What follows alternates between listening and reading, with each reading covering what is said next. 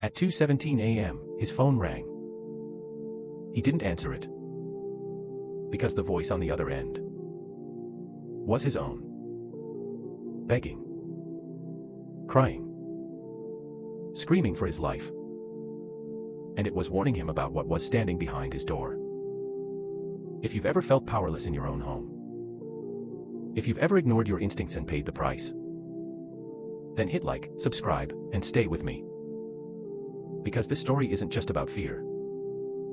It's about taking control back from something that thought it owned him.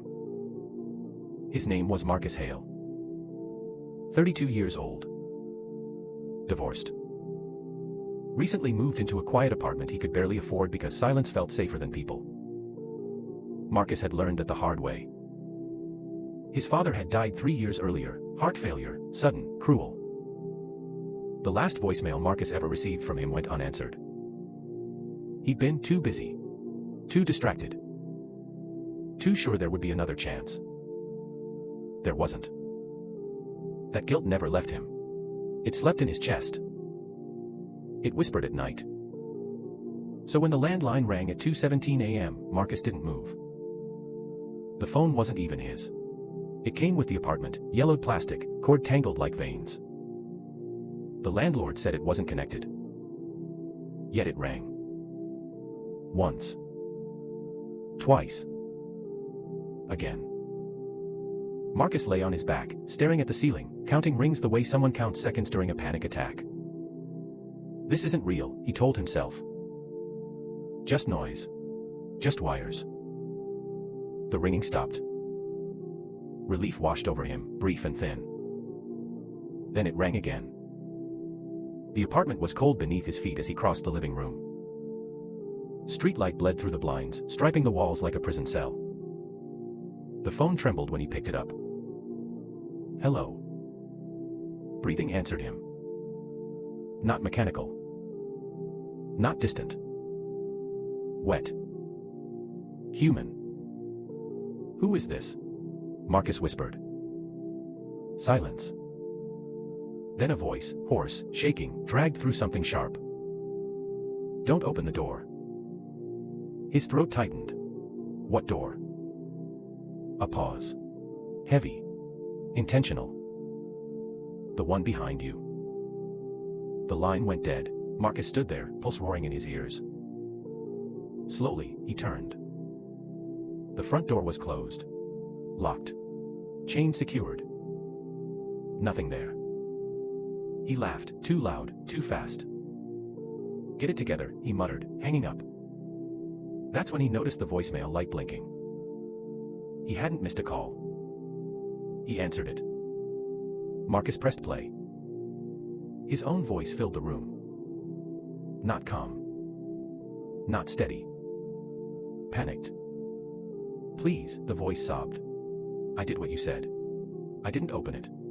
Please, please don't come in. The message ended with a slow, deliberate scraping sound. Like fingernails on wood. Marcus dropped the phone. That's impossible, he whispered, his stomach twisting. That's not me. A knock echoed through the apartment. 1. 2. Then a voice, warm, familiar, devastating. Marcus, it said softly. His father's voice. I'm cold. Open the door. Marcus felt his knees weaken. You're not real, he said through clenched teeth. You died. Silence. Then the chain rattled. Testing. Patient. The phone rang again. Marcus answered without looking away from the door. I told you not to open it, the voice said, calm now. Confident. I didn't, Marcus gasped. I swear. A chuckle. You always do. Eventually. The deadbolt began to turn. And then. Marcus woke up screaming. Morning light. Sweat-soaked sheets. A dream. Just a dream. He laughed weakly, reaching for his phone. 2:17 a.m. A new voicemail notification blinked. From the living room, the landline rang. This time, Marcus didn't panic. Something inside him snapped into place. All his life, fear had made his decisions. Fear of confrontation. Fear of loss. Fear of guilt. Not tonight. He picked up the phone. "I know what you are," Marcus said evenly. Silence. You feed on hesitation. On regret. On unfinished conversations. The voice hissed. "You exist because of me." Marcus smiled for the first time in years. "No," he said. "You exist because I let you." He walked to the door and sat down in front of it.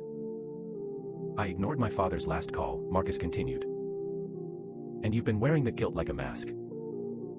The door rattled harder now. "Here's the thing," Marcus said, voice steady. "I'm done running." Marcus unplugged the phone. Then the lamp. The TV. The breaker switch. Darkness swallowed the apartment. "Unique connection," Marcus said calmly. Lines. Wires. Open doors. The knocking turned frantic. He stood and opened the door wide. Nothing was there. But behind him. The phone rang. Marcus turned. And smiled. He answered. "You're trapped now," he said. The voice screamed, static tearing through it, folding in on itself. Marcus closed the door. Locked it. And walked away as the ringing faded into silence. Forever. For the first time since his father died, Marcus slept through the night. No ringing. No whispers. No guilt knocking at his door. The next morning, he removed the landline and threw it in the trash. Some doors, once closed the right way, stay closed. Fear only has power when we avoid it. Sometimes, the scariest thing isn't what's knocking at the door. It's the call we never answered. If this story gave you chills, smash that like button. Subscribe for more dark, emotionally charged stories. And tell me in the comments, what's the one call you wish you'd answered? I'll see you in the next one.